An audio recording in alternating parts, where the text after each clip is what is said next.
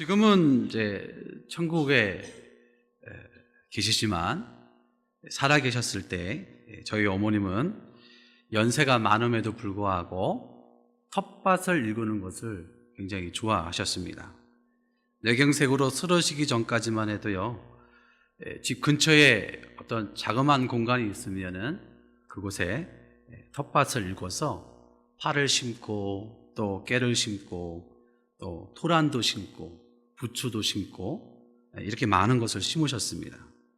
어머님이 텃밭을 일구는 모습을 볼 때마다 제가 신기한 것이 있었는데 뭐냐면, 어머니 하루 종일 땀 흘리면서 열심히 이 밭을 일구시면 어느새 그곳이 정말 보기 좋은 밭으로 변해버리는 것이었습니다. 어머니는 텃밭 일구는 일에 있어서 장수랑 환경을 초월하셨어요. 가파른 언덕에서 또 때로는 잡초가 많은 곳에서 때로는 돌이 굉장히 많은 곳에 있다 할지라도 어머니는 정말 하나의 예술작품을 만드는 것처럼 그렇게 텃밭을 아름답게 가꾸셨습니다. 가파른 언덕 같은 경우에는 계단처럼 이렇게 밭을 잘 일구셨고요. 또 잡초가 많을 때에는 일일이 다 손으로 뽑으셔갖고 간결하게 밭 외곽에 이렇게 쌓아 놓으셨습니다. 돌이 많을 때에는 호미로 돌을 캐갖고 외곽에 질서정연하게 이렇게 돌담을 쌓아 놓으셨습니다. 그렇게 땀을 흘리면서 고생 끝에 밭을 그렇게 열심히 기경하셨죠. 그래서 어머니 손을 보면 이 손톱이 항상 상처가 있고 까져 있고, 그걸 볼 때마다 마음이 좋지 않았습니다. 그래서 아들 된 입장으로 어머니 좀 그만하시고 이제 쉬십시오 라고 그렇게 말씀을 드리면, 어머니는 그렇게 일하시는 것이 행복하다라고 그렇게 말씀을 하셨습니다. 그렇게 열심히 기경한 밭에 이제 씨를 뿌리고 물을 주고 그러면 어느새 새싹이 나고 줄기가 돋고 열매가 맺히게 됩니다. 부추 열매가 맺히게 되고 또 가지 열매가 맺히게 되고 파가 자라고 부추가 자라죠. 그러면 저희는 이제 추석 때가 되면 고향으로 내려갑니다.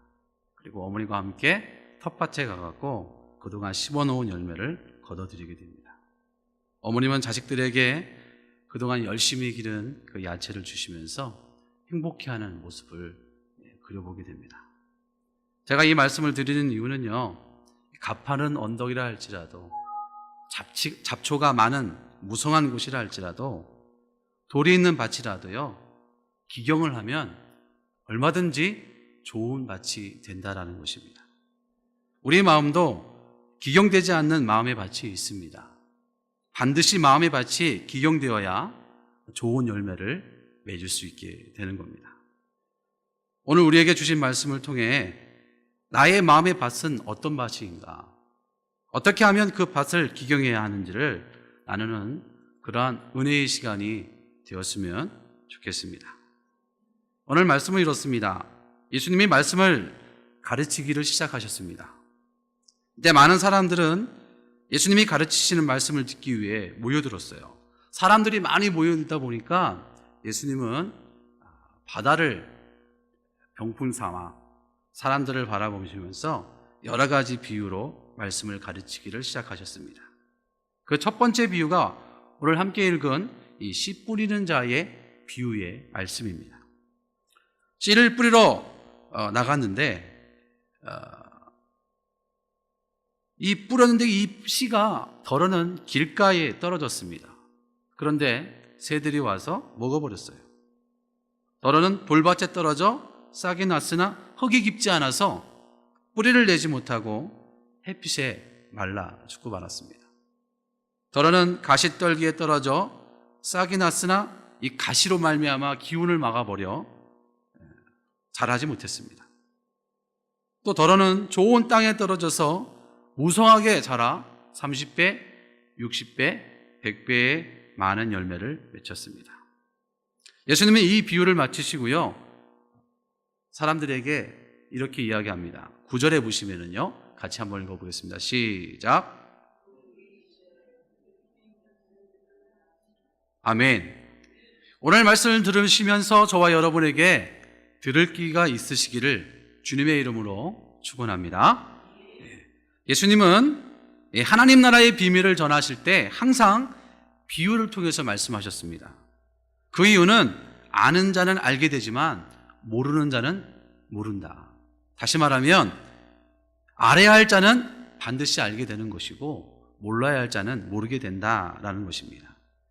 마가복음 4장 12절 말씀을 같이 읽어보겠습니다. 시작.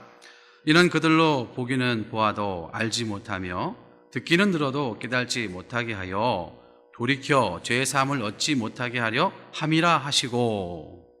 그런데 안타깝게도 오늘 본문을 보시면 누구도 이해할 수 없는 비유, 누구도 다 쉽게 이해할 수 있는 비유임에도 불구하고 안타깝게 그곳에 그 자리에 있는 사람들은 예수님의 그 비유의 말씀을 이해하지 못했습니다.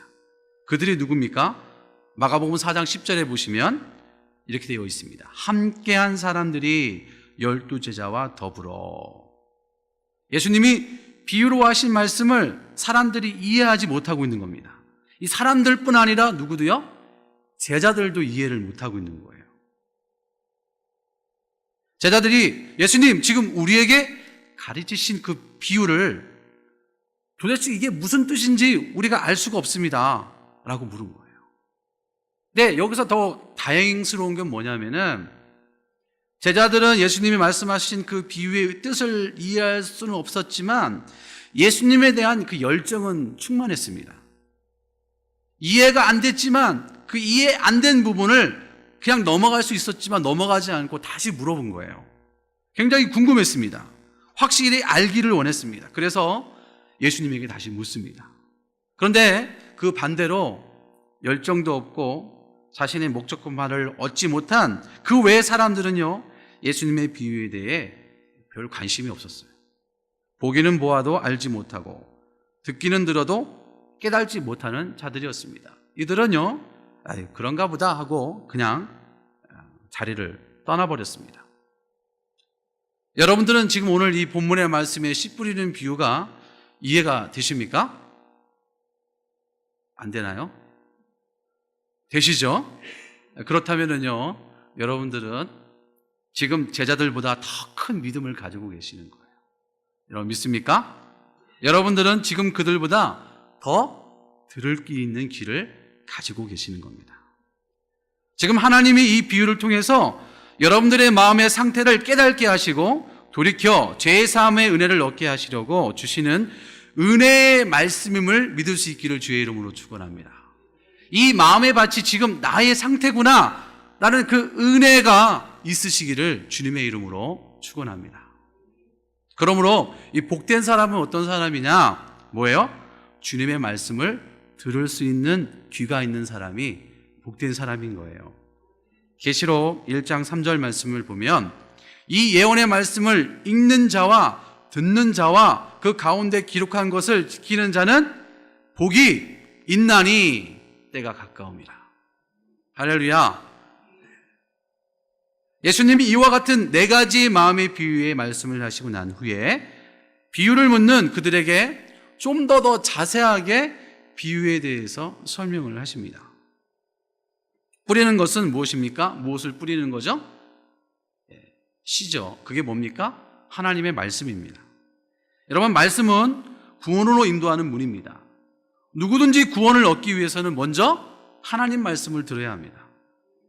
말씀이 마음의 밭에 떨어져서 자리를 잡고 싹이 나고 줄기가 자라고 잎이 자라야지만이 열매를 맺게 되는 거예요. 이거는 법칙이에요. 싹이 자라지 않고 열매가 맺는 거 보셨습니까? 줄기가 자라지 않고 열매가 맺는 거 보셨어요? 아닙니다. 여러분 중에 말씀을 듣지 않고 예수를 믿는 사람이 있습니까? 아무도 없어요. 아무도 없습니다. 그런데 하나님의 말씀을 듣고도 마음 문이 열리지 않는 사람들이 있습니다. 말씀을 듣고도 깨달음이 없습니다. 아무런 반응이 없습니다. 말씀을 들어도 은혜가 없습니다. 변화가 없는 사람들이 있습니다. 누구일까요? 바로 길가 같은 마음을 가지고 있는 사람입니다. 길가 같은 마음. 마가복음 4장 4절 말씀을 다 같이 함께 읽어보겠습니다. 시작.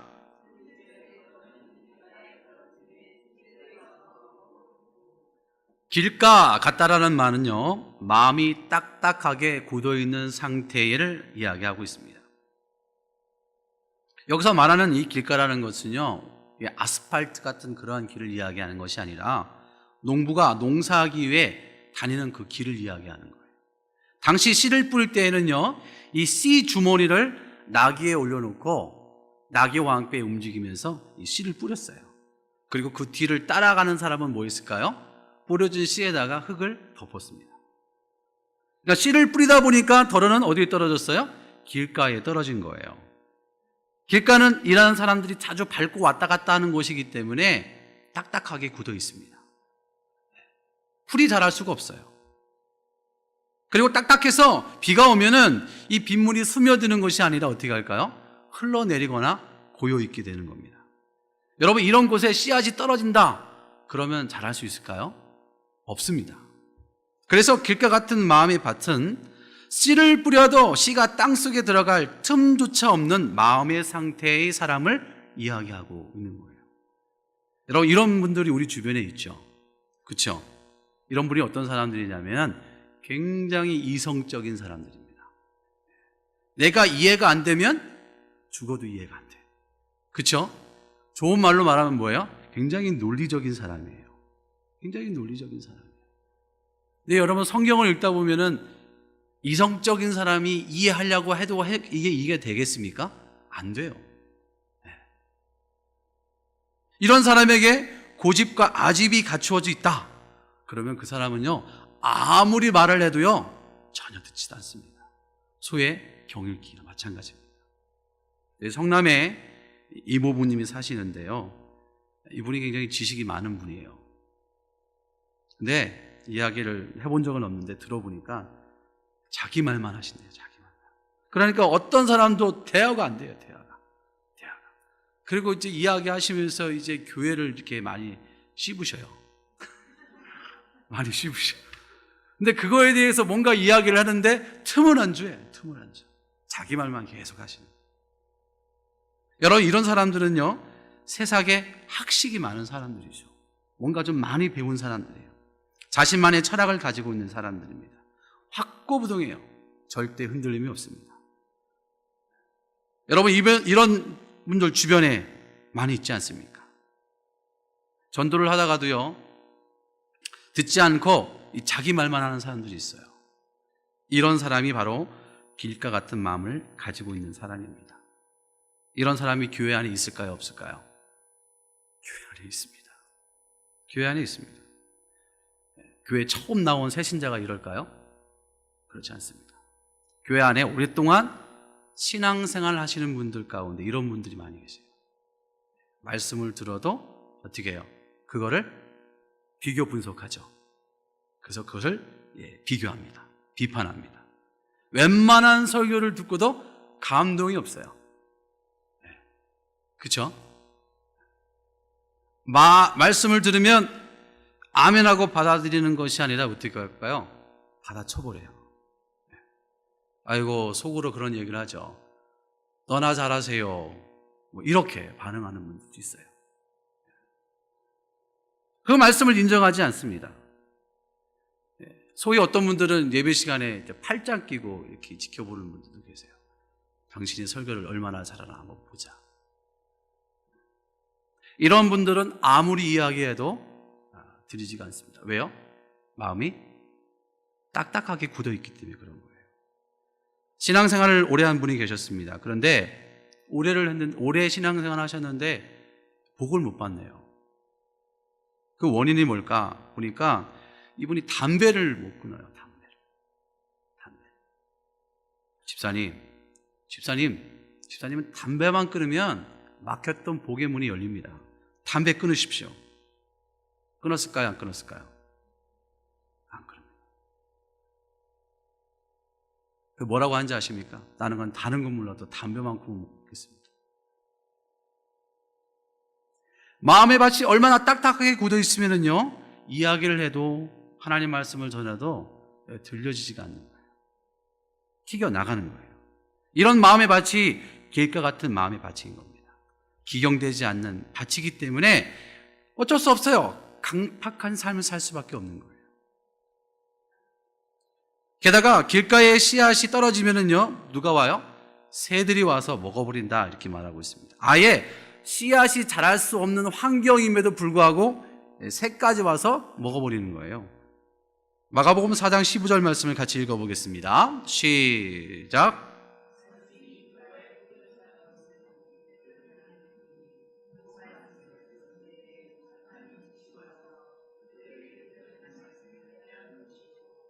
사절에 나오는 새를 15절에는 뭐라고 이야기하죠?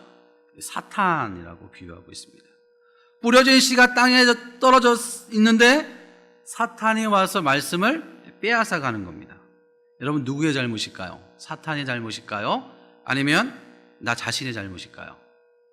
예, 1차적인 것은 나의 마음의 밭이 잘못된 것입니다. 여러분, 마음의 밭이 길가 같으면 아무리 좋은 씨가 떨어진다 하더라도요, 자랄 수가 없습니다. 이때 사탄은 머리 위에 맴돌다가 땅속에 들어가지 않고 밖에 나와 있는 씨를 보고 어떻게 해요? 먹으려고 날아오는 거예요. 그 대표적인 사람이 성경에 보니까 가룟 유다입니다. 가룟 유다. 여러분, 가룟 유다는요, 항상 어디에 마음이 있었습니까? 물질의 마음이 있었어요. 돈에. 예수님의 말씀에 대해서는요, 항상 딱딱한 마음을 가지고 있었어요. 그래서 예수님이 가난한 사람을 도와주면 그 옆에서 뭐 했어요? 아유, 저 가난한 것 같다, 다른 사람 도와주고 그러면 좋을 텐데 하면서 항상 걸고 넘어지는 사람이 가룟 유다였어요. 아무리 들어도 예수님의 말씀에 은혜를 경험하지 못했습니다. 그 마음을 누가 알고 있었을까요? 사탄이 알고 있었어요. 사탄. 누구보다도 가룟 유다의 마음을 사탄이 잘 알고 있었어요. 그래서 사탄은 가룟 유다의 마음을 이용해서 예수님을 은 30을 팔았던 겁니다. 사탄이 그냥 그러는 거 아니에요. 우리는 말씀을 듣는 시간은 영적 전쟁의 시간이라는 사실을 우리는 깨달아야 합니다. 지금 여러분, 영적 전쟁을 지금 치르고 있는 거예요. 왜요? 자꾸 사탄이 떨어지는 말씀을 갈아채려고 하잖아요. 그렇죠? 아차하는 순간에 와서 뺏어가 버리는 거예요. 말씀이 우리에게 심어지지 않기 위해서 계속해서 방해를 하는 겁니다. 그래서 우리는 하나님의 말씀을 들으면 반드시 어떻게 될까요? 반응해야 되는 거예요. 할렐루야. 그렇지 않으면 사탄이 와서 어떻게 한다고요? 채가는 거예요. 오늘 주신 말씀에 여러분들이 아멘으로 받을 수 있기를 주의 이름으로 축원합니다. 두 번째는요, 이 돌박 같은 마음의 사람입니다. 마가복음 4장 5절 말씀을 같이 읽어보겠습니다. 시작.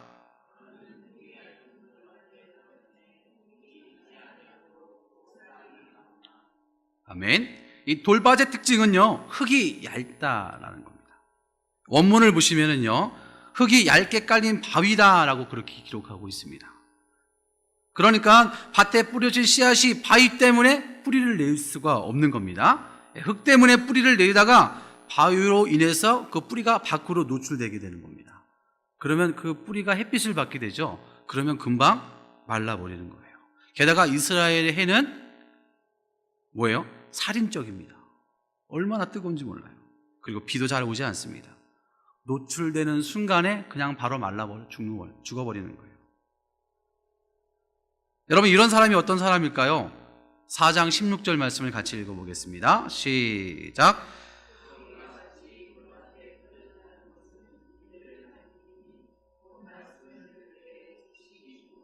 (17절입니다) 그 속에 뿌리가 없어 잠깐 견디다가 말씀으로 인하여 환난이나 박해가 일어나는 때에는 곧 넘어지는 자요.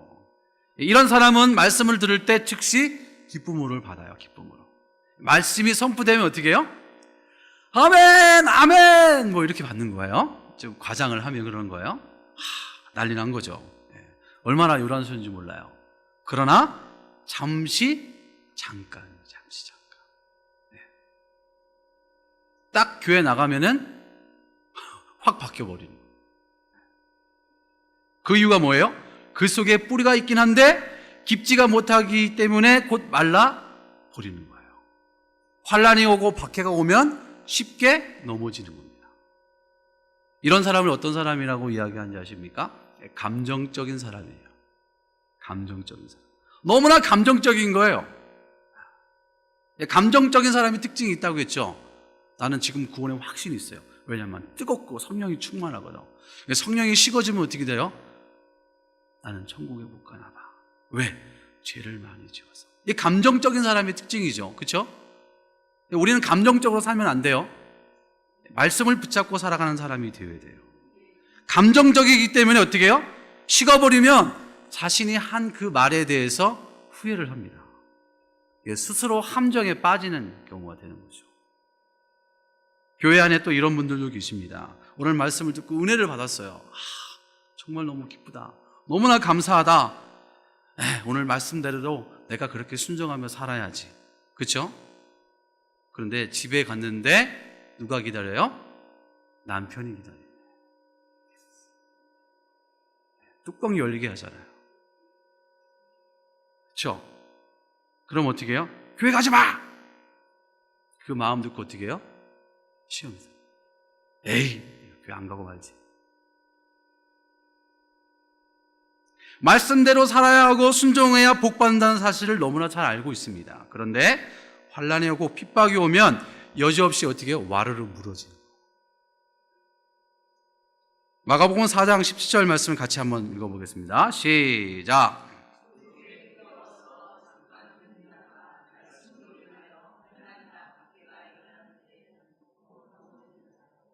여러분, 환난이란 말이 무슨 뜻이냐면은 위에서부터 아래로 짓누르는 그런 압박을 말하는 거예요.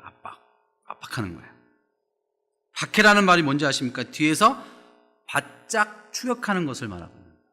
그러니까 결국 외부적으로 무엇인가가 나를 짓누르는 압박에 쫓기는 마음이 들면 어떻게 해요? 우리는 쉽게 포기하고 넘어지게 돼요. 이런 사람을 이야기하고 있는 거예요. 세 번째는요, 가시떨기 같은 마음을 가진 사람입니다.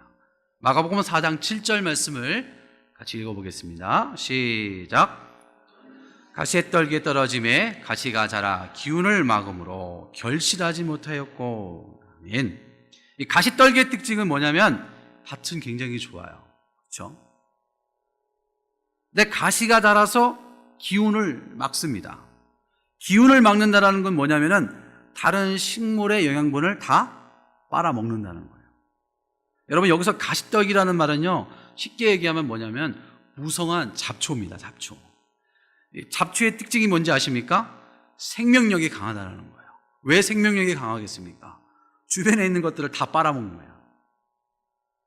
그러니까 주변에 있는 것들이 기운을 잃어버리는 거예요. 금방 시들어 죽을 수밖에 없는 거예요. 영양분을 제대로 공급하지 못하니까 제대로 자라지 못하게 되는 거죠. 열매를 맺을 시기가 되면 어떻게 돼요? 열매를 맺긴 맺습니다. 그러나 뭐예요? 결실을 못해요. 빈 쭉정인 거예요. 빈 쭉정이. 이런 사람은 어떤 사람일까? 18절과 19절 말씀을 같이 한번 읽어보겠습니다. 시작.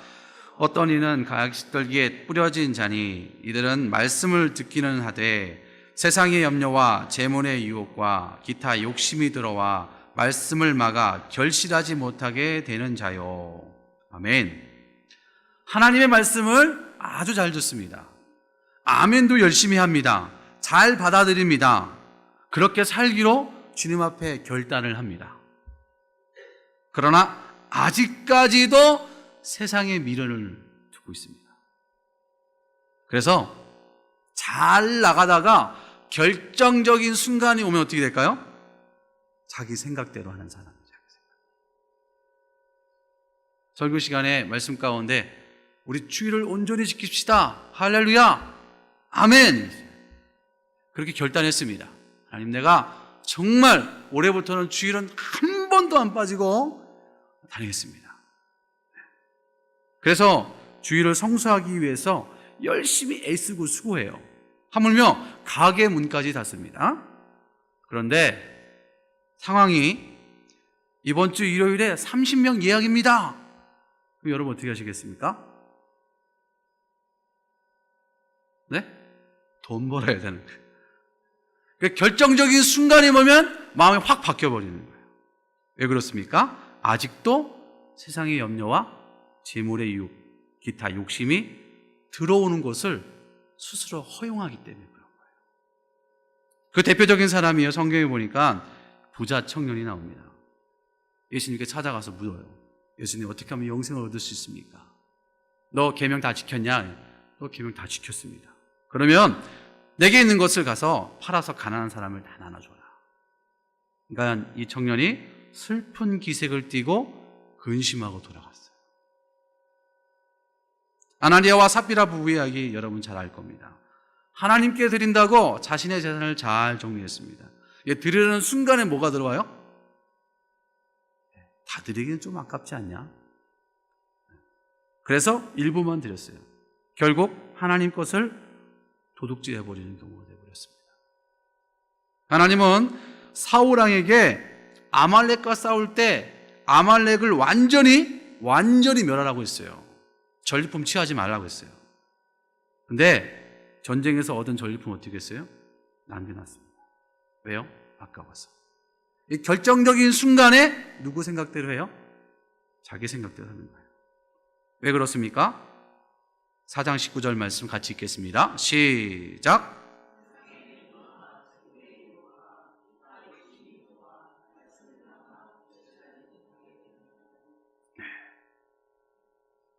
마지막에 어떤 맛일까요?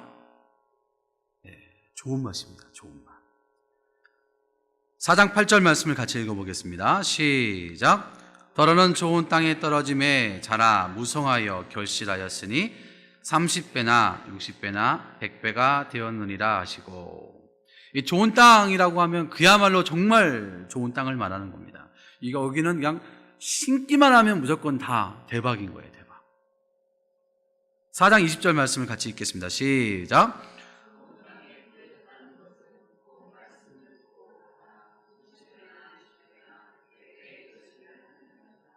30배, 60배, 100배의 열매를 맺습니다. 그리고요, 농부의 마음을 흡족하게 합니다. 기쁨을 줍니다. 풍족함을 경험할 수 있습니다. 우리가 이와 같은 풍성한 열매를 맺으려면 어떻게 해야 할까? 20절 말씀을 보니까 뭐라고 되어 있냐면, 먼저 말씀을 듣고 라고 그렇게 기록하고 있어요. 듣고. 먼저 말씀을 어떻게 해야 된다고요? 들어야 돼요. 어떠한 경우에도요, 좋은 밭을 만들기 위해서는 먼저 뭐부터 하셔야 된다고요? 들어야 돼요. 듣지 않고는 믿음이 자라지 않습니다. 듣지 않고는 구원의 확신이 없습니다. 한 번 듣고 끝나는 걸까요? 아닙니다. 계속해서 들어야 돼요. 계속해서 들어야 돼요. 주의 말씀을 들어야 돼요. 그래서 믿음은 들으면서 한다는 거죠.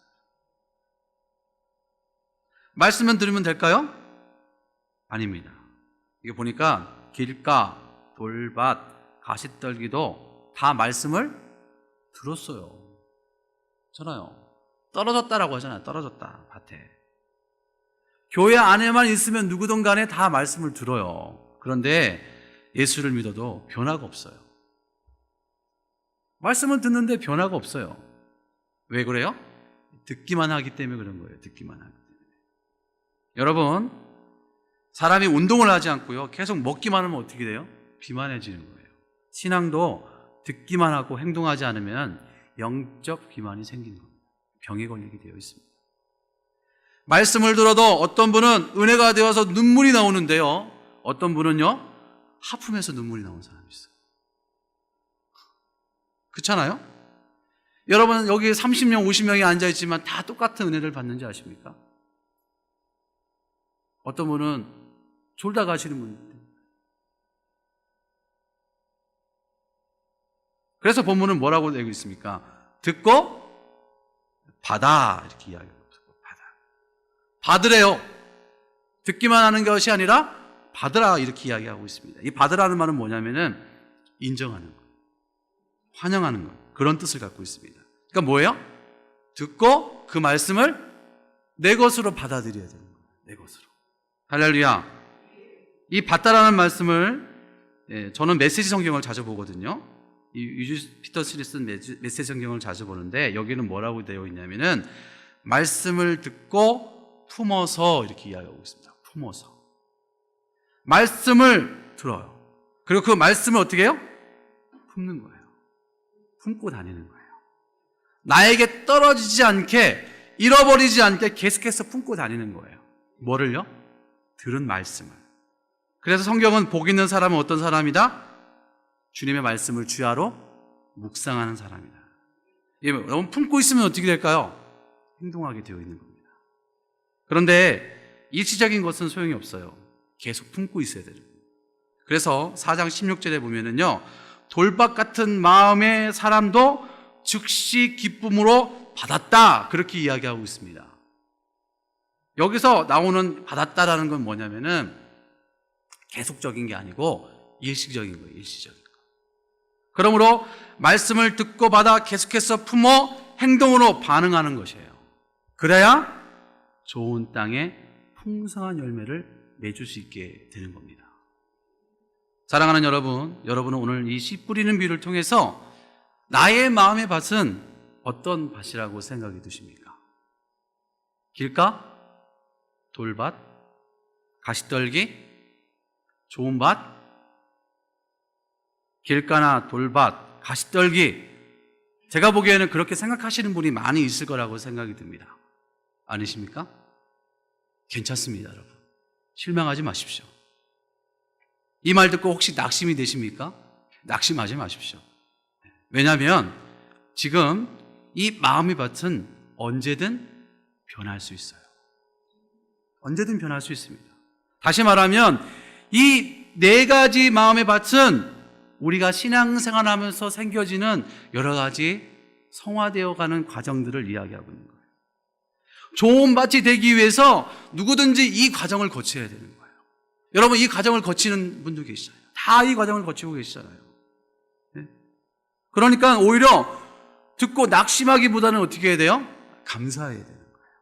왜냐하면 나의 마음의 밭이 지금 어떤 밭인지를 깨닫게 되잖아요. 나의 밭이 지금 어떤 밭인지를 알게 되잖아요. 하나님이 나에게 주신 이 은혜가 되기 때문에 그런 겁니다. 그러므로 이 길가같이 딱딱하게 굳어있는 마음 때문에 마귀로부터 시험을 자주 받아 넘어지는 분, 돌박 같은 마음으로 바위에 눌려 환난과 박해로 인해서 자주자주 넘어지는 분, 무성한 잡초가 자라서 기운을 막아버려서 열매를 맺지 못하는 분, 이런 분이 계시다면 걱정하지 마십시오. 그 마음의 밭을 기경하면 됩니다. 기경하면 됩니다. 할렐루야. 이 기경이란 말은 무엇인지 아시죠? 갈아엎는 거예요. 다시 새롭게 시작하는 겁니다. 호세아서 10장 12절 말씀을 다 같이 읽어보겠습니다. 시작. 너희가 자기를 위하여 공의를 심고 인애를 거두라. 너희의 묵은 땅을 기경하라. 지금이 곧 여호와를 찾을 때니 마침내 여호와께서 오사 공의를 비처럼 너에게 내리시리라. 아멘. 그냥 기경하시면 돼요. 갈아엎으면 돼요. 예, 할렐루야. 여러분, 지금 봄이잖아요. 농목이철이 시작되는데요, 농사를 짓기 전에 가장 먼저 하는 게 뭡니까? 기경하는 거예요. 땅을 뒤집어 엎어버리는 거예요. 그래야 겨울 동안에 딱딱하게 굳어있던 땅들이 부드러운 땅으로 바뀌는 겁니다. 부드러운 땅 위에 씨를 뿌리면 어떻게 되겠습니까? 씨가 자라는 거예요. 여러분, 뒤집어 엎으면 돼요. 여러분, 생각을 뒤집어 엎으면 돼요. 이 기경한다, 뒤집어 엎은다라는 말은 다른 말로 말하면은요, 회개하면 되는 거예요. 회개해서 딱딱하게 굳어있는 나의 마음, 내 안에 박혀있는 그 돌을 꺼내면 되는 거예요. 무성하게 자란 이 잡초를 제거하면 되는 거예요. 그래서 좋은 땅으로 만들어가면 되는 거예요. 그래야 말씀을 듣고 받아서 은혜가 임하게 되는 겁니다. 사랑하는 여러분, 우리 모두가 오늘 주신 말씀에 귀를 기울이십시오. 듣기를 잘하는 저와 여러분 되십시오. 굳은 땅을 갈아엎고 좋은 밭으로 하나님의 말씀을 듣고 받아 많은 열매를 맺을 수 있는 저와 여러분들 될 수 있기를 주님의 이름으로 축원합니다.